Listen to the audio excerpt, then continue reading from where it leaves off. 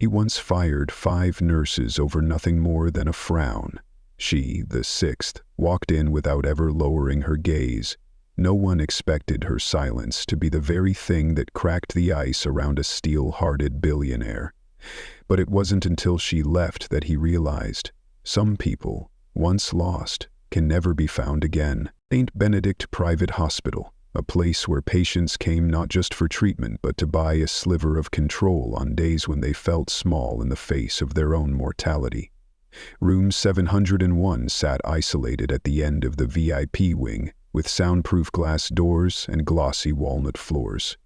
Yet what unnerved people wasn't the cutting-edge medical technology, but the man lying inside. Luke Bennett, the legendary investor and CEO of Bennett Holdings, had just survived an accident that sent shockwaves through the financial world.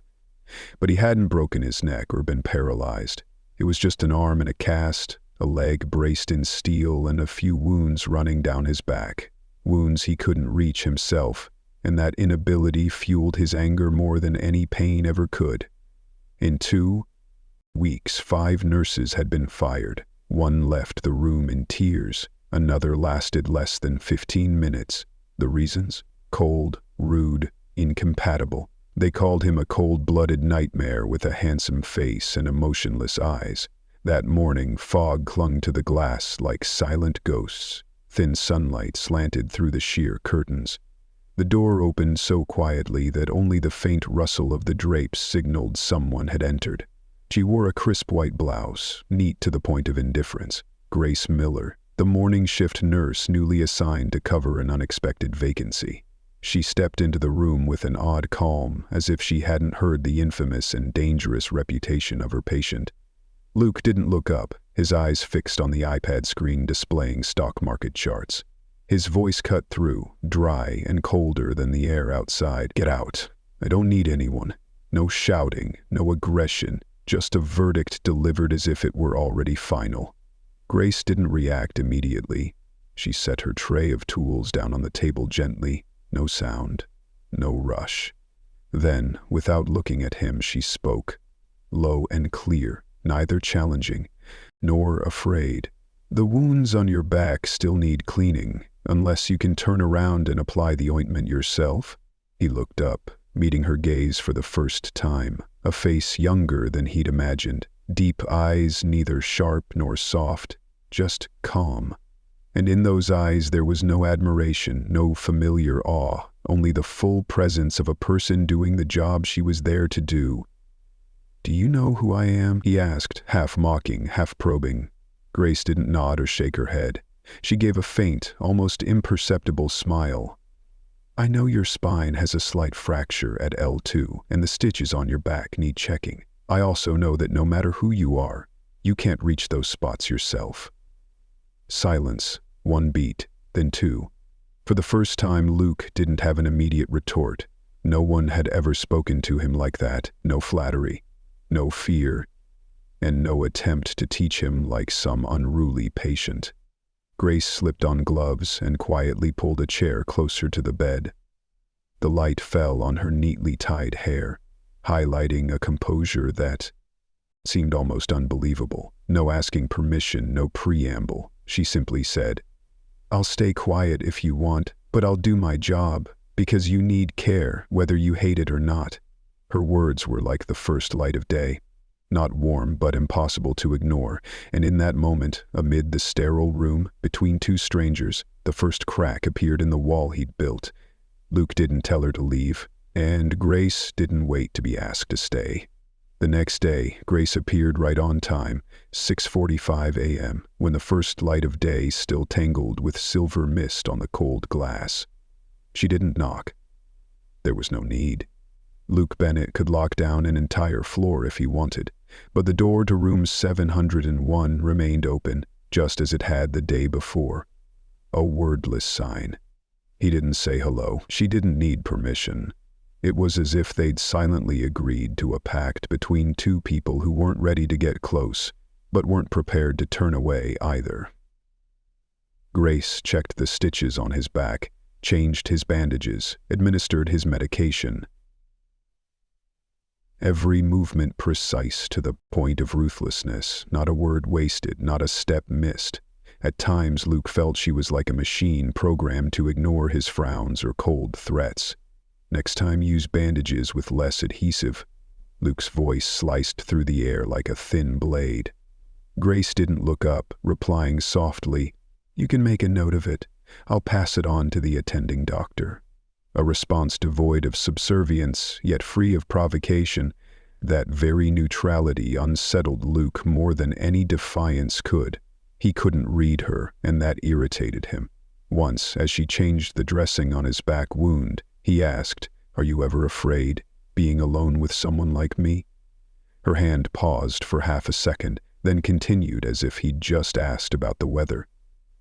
"I'm not afraid of people, only of when there's nothing left in them to believe in." A simple answer, but it struck something in him, a place long buried under dust from meetings, contracts, and gold-plated loneliness.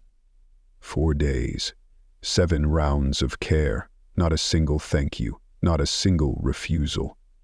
Between them stretched a silence like a taut thread. No one cut it, no one let it slacken. Grace didn't try to connect, nor did she feign indifference. She was just there, as if her presence needed no reason beyond the idea that people should be kind to one another. Luke felt disoriented, unaccustomed to someone who didn't need him, who expected nothing from him, who wasn't afraid of losing their place before him.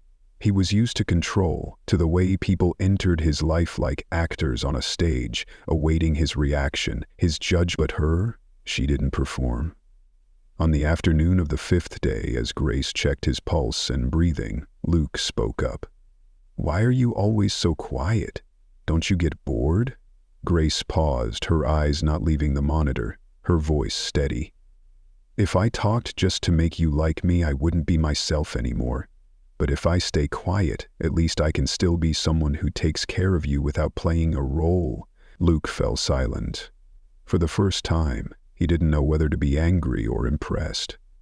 That night he couldn't sleep, not because of pain, but because something felt like it was shifting slowly inside him, as if Grace's stillness didn't just fill the room, but was seeping into every crack within him, cracks he'd tried to seal with bandages made of pride and isolation. The next morning, Grace entered as usual. Luke was staring out the window, his gaze fixed on the trees shrouded in white mist. He didn't turn around, but for the first time he spoke first. "What's that scent you bring with you? Wood, citrus, or just the smell of a decent person I forgot existed long ago?" Grace didn't answer. Only her eyes flickered slightly, like a lake rippling from a stone dropped unseen. A cold war can sometimes be more dangerous than an argument, because in that silence, people begin to care. Friday afternoon, heavy rain poured down the long glass panels of the VIP ward's hallway, leaving streaks of water that rolled slowly, as if time itself were deliberately stretching out. Room 701 remained lit as always. Luke sat upright in his hospital bed, iPad in hand, but his eyes didn't register a single word. The dancing numbers on the screen no longer quickened his pulse. Since when had a man who once commanded markets with a mere frown found his heart empty? Grace entered as usual, carrying her tray of medical supplies, her hair still neatly tied, her white blouse without a single crease. The light fell on her skin, making her seem like part of it, quiet, not dazzling, but impossible to ignore. She said nothing. She put on gloves, pulled up a chair, and began checking the stitches on his back.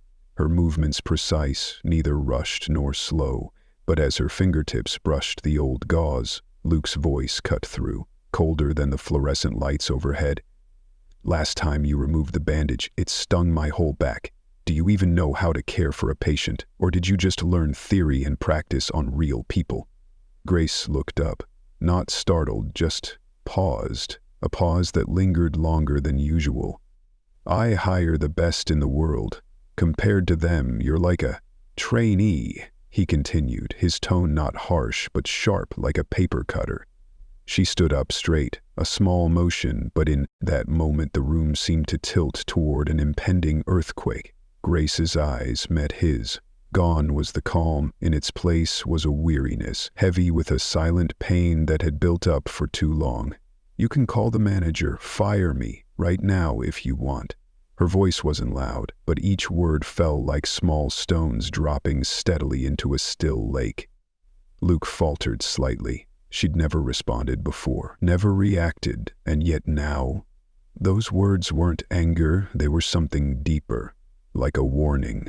Grace took a step closer, not threatening, not gentle, just painfully real. "But don't ever mistake kindness for something you can control with money. And don't think silence means I'll let myself be disrespected." The light grazed her cheek, revealing faint shadows under her eyes he'd never noticed before. She didn't need to spell it out, but he knew. She'd been patient. For a long time, genuinely so. "I'm not here for a high salary or your reputation. I stayed because I still believe people, even at their most broken, can be healed. But maybe I was wrong." No tears, no storm. Just a woman who'd tried to hold on to kindness and was reaching her limit. Luke said nothing. For the first time, he had no words to defend himself. Not because he'd lost an argument, but because she'd never played the power game he was so used to mastering. She peeled off her gloves, placed them gently on the tray, and turned away. No slamming the door, no glance back, but her footsteps, quiet and upright, echoed in him like a knock against the armor he'd worn for years. Dusk settled in. He sat alone again, the room unchanged. Still pristine, still expensive, still equipped with everything, except for one thing. The wordless presence of someone who dared to face another's pain, not to heal it, but to remind them they hadn't entirely lost the ability to be seen. Outside, the rain kept falling, but inside Luke, a small crack had formed. Not big enough to collapse yet, but enough for the wind to slip through, and with wind, any wall could eventually crumble. The next day, the sky was gray, as if it too carried an unspoken melancholy. Grace arrived earlier than usual. No one had asked her to. There was no new schedule, she just came. Perhaps because a part of her heart still believed yesterday was only a cold breeze, not a storm, that Luke might understand, or at least quietly accept something from her. He was still sitting on the edge of the bed, a pale gray patient gown draped over his shoulders. The iPad rested in his hands, but its screen had long gone dark. His eyes stared through the fogged glass, where only the trembling shadows of trees and the drizzle remained visible. Grace entered as softly as ever. The tray of supplies still held a faint warmth. Her hands were gloved, her eyes still alert, but inside her something had broken, that fragile belief that patience could reach this man. She set the tray down and opened a new pack of gauze. No questions, no expectations. Luke didn't turn around, but then his voice emerged, not loud, not raised, but cold and sharp, like freshly honed ice. "I've never liked the cheap perfume you wear. Every time you step into this room, it irritates me." Grace froze. "And the light you left on while changing my bandages last night kept me awake. If you were a good nurse, you'd know how to be present without being a nuisance." A beat of silence, then he turned, locking eyes with her, as if pulling the pin from a grenade to toss away a connection that had barely begun to form. "I used to think skilled people could do their job without needing attention. Maybe I expected too much." Grace said nothing, but her eyes, in that moment, lost their usual calm, not from anger, from pain. Not because his words were venomous, but because they erased everything she'd silently given. From the back of her neck, the muscles slowly tightened. Her hands, still holding the tray of bandages, grew cold, but she didn't cry. She didn't retort. She only took a quiet breath, as if swallowing a piece of herself to keep from dissolving. Then she spoke, not to save him this time, but to save herself. "I'll request a shift change today." Her voice was steady to the point of heartbreak. No echo, no resentment. I don't need recognition. I don't need thanks. But I thought, if I was patient enough, sincere enough, maybe you'd let someone stay? She gave a faint smile, a rare, sad one, like the last light of day breaking over cold water. But I was wrong, I guess. Some people don't want to be touched. They only know how to hurt first, so they won't be hurt. Then she turned. Her shoulders didn't tremble, but her steps were heavier than usual. The door closed behind her, not dramatically, not with a slam, but in Luke's chest that sound rang like the final bolt locking a vault he hadn't realized he'd built over the years. The room returned to stillness. Luke sat in silence, his hand tightening slightly on the bedsheet. Not from pain, but because, for the first time, he felt utterly empty. It wasn't that no one would care for him, but the way Grace had been there, wordless, undemanding, unforced, made her absence now feel unlike the meaningless staff changes before. It left a shadow, a sound without a name, a bitter taste in his throat that wasn't from medicine. When the new nurse arrived that evening with charts and a tray of medication, Luke only nodded. He said nothing. He didn't look at her, didn't listen, didn't care whether she was skilled, quick, or polite, because none of it was Grace. That night, Luke sat under the glow of a yellow lamp, its light not warm enough. On the window glass, his reflection stared back, tired, unfamiliar, and small. In his mind, a quiet but resolute voice echoed, "I stayed because I still believed people could be healed." Now she was gone, and for the first time in his life, Luke Bennett realized power couldn't save him from the loneliness he'd created himself. The next morning there was no rain, but the light remained cold. The trees outside the window stood still, as if mourning something Luke couldn't name. He opened his eyes at exactly 6 a.m. as usual, but this time it wasn't out of habit. It was because of a strange feeling. The hospital room was too quiet. No steady footsteps, no low, gentle voice asking if he'd slept well. Just the beep of the heart monitor and the hum of the air filter. Cold, lifeless. The morning shift nurse, a middle-aged woman named Nora, arrived on time, gloved up, changed his bandages, took his temperature. Every action was correct, every procedure complete. But nothing lingered in the room after she left. Luke lay there, eyes open, seeing nothing. It wasn't that he lacked care. It was that he wasn't seen, wasn't felt, no longer present as a person. When the clock struck 8:15, Luke felt for the first time an emptiness that didn't stem from failure or the loss of wealth. It came from the absence of a kindness he hadn't realized he needed so badly.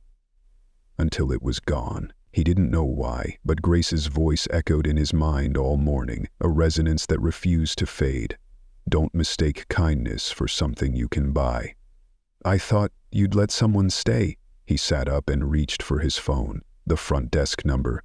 His hand didn't tremble, but his fingers moved slower than usual. "I need to speak to Nurse Grace Miller. She's requested a shift change. I want her back. I'm personally requesting it." A pause on the other end.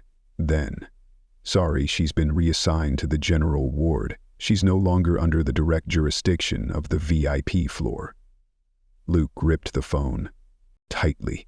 For the first time, helplessness touched him, not because of his injuries, but because his power couldn't bring someone back when she'd chosen to leave.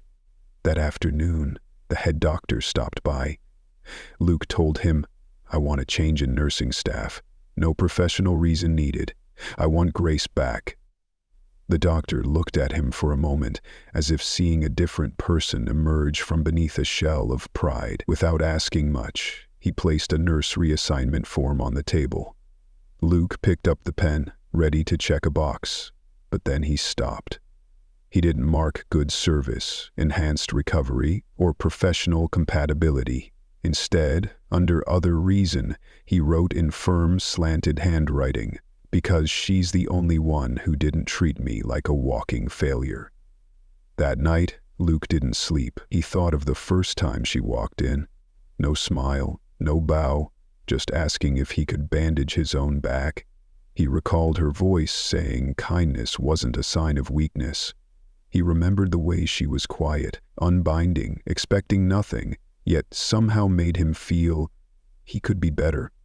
Not for anyone else, not for appearances, but because he was starting to want to be someone worthy of what Grace had patiently believed in, a capacity for change.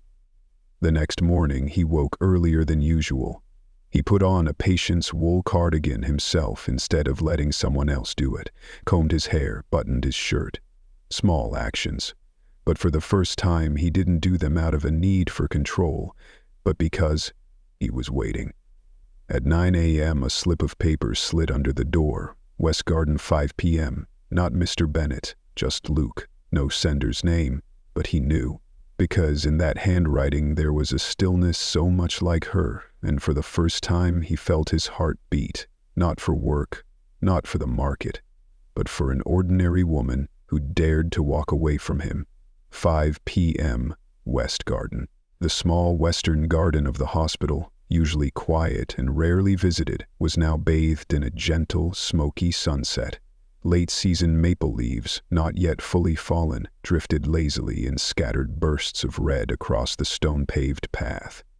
A cool breeze rustled through rows of dried lavender, their faint, stubborn scent still clinging to the air.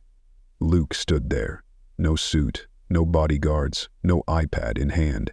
Just a man in a simple fabric coat, hair slightly tousled, eyes no longer sharp with thorns. Not Mr. Bennett anymore, just Luke. And when she approached, the distance between them was only 3 steps, but it felt like an entire winter had passed between them. Grace wasn't in her uniform. She wore a light brown sweater and a gray scarf. Her face was bare of makeup, but her eyes held that same gentle clarity, as if she saw him more clearly than he saw himself. "I wasn't sure I'd come," she said first, her voice free of blame, just a statement of truth. Luke nodded slightly. "I wasn't sure you would. But I knew if I didn't ask, I'd never have the chance to say something to myself, not just to you." Grace looked at him, silent. He continued, slowly, as if afraid to shatter something fragile hanging in the air. "You once said you stayed because you believed people could be healed. I didn't believe it, not because I thought you were wrong, but because I was afraid that if I did, I'd have to change." He lowered his head. The wind brushed through, mussing his hair. But he didn't fix it. "I'm used to having power. Used to pushing people away before they can hurt me. But you didn't do that. You walked in, no fear, no conditions, no demands." He looked up, meeting her eyes, unshielded for the first time, and that terrified me. Silence. The wind blew through, keeping time for the unspoken. Grace replied, soft as mist, "You don't need to become someone else, but you need to be honest with yourself. Not everyone wants to hurt you, and no one can stay forever if you keep pushing them away." He nodded, as if he finally understood. "I'm not here to ask for forgiveness. I'm here to ask." His voice grew quieter. "If you could, stay not for the job, but for me." A heartbeat skipped. Grace didn't answer immediately. She stepped closer. The distance between them shrank to half a step. She looked at his hand. No longer clenched like in the days he fought to hold on to control. Just an open hand, bare, inviting, unforcing. "If you step toward me, for yourself, not out of loneliness, then I'll stay," she said, her voice steady, not soft, but firm like a solid pulse. Luke didn't hesitate. He took a step. Not a big one, but enough. No embrace, no apologies, just standing there, letting himself be seen, be reached, not through power, but through sincerity. And she, the one who'd once wanted to leave forever, quietly placed her hand on his, not to hold on, but to respond to someone who'd finally shed the armor around his heart. That evening, the little garden bore witness to something no one named aloud. Not love, not a beginning, just a quiet agreement between two souls who'd learned to trust again after so many wounds. A week after that afternoon in West Garden, everything in the hospital seemed to return to normal. But for Luke, nothing was the same anymore. He was still in room 701, still a VIP patient, still with a private schedule and a personal assistant waiting outside the door. But that morning, when Grace walked in, no longer a reassigned nurse, but someone he'd chosen to stay. Something within him softened. No applause, no congratulations, just a very simple moment. "Good morning," Luke said gently, like someone learning to greet at the right time for the first time. Grace looked at him and nodded slightly. "You've already changed your gown yourself?" "I'm trying to learn how to do a few things on my own, starting small," he said with a smile, awkward but genuine. She didn't reply, but her gaze, warmer, softer, was an acknowledgement that needed no words.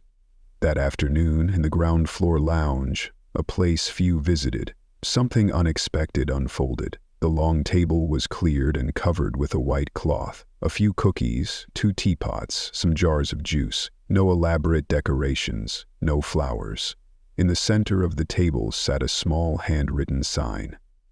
"An afternoon of thanks from a patient who's learned to see others." Nurses, doctors, orderlies, those who'd passed through room 701 once brushed off with a cold glance or curt words, hesitated as they stepped inside. They thought it was a mistake, but then they saw Luke standing there, no suit, no iPad, welcoming them one by one. "I used to think paying on time was enough, but I was wrong. There are things power can't buy. Thank you for not giving up on me, even when I deserved it." No long speech, just a man who'd never known how to apologize, now standing among those who'd seen him at his lowest, saying things that weren't easy to say. Grace stood at the back of the room, not approaching. She just watched him. The man who'd once pushed the world out of his life, now opening a small door to his true self. As people began to leave, she walked past him, slowly. "You've changed." "Not completely," Luke replied, turning to her, his eyes honest. "But this time, I'm changing because I want to hold on to what matters, not out of fear of losing it, but because I know, if I let it go, there won't be a second chance." She didn't respond, just nodded. "I haven't promised to stay forever, Luke." "I know," he said with a smile. "Just know, if you ever get tired, this door will always be open." And then she walked out, no looking back, but her heart felt lighter than it ever had before. No one knew what would come next. No one called it love. But in room 701, from that day on, it was no longer a prison for a lonely soul. It became a place where someone had learned to say, "I need you," not because you have to stay, but because you chose to.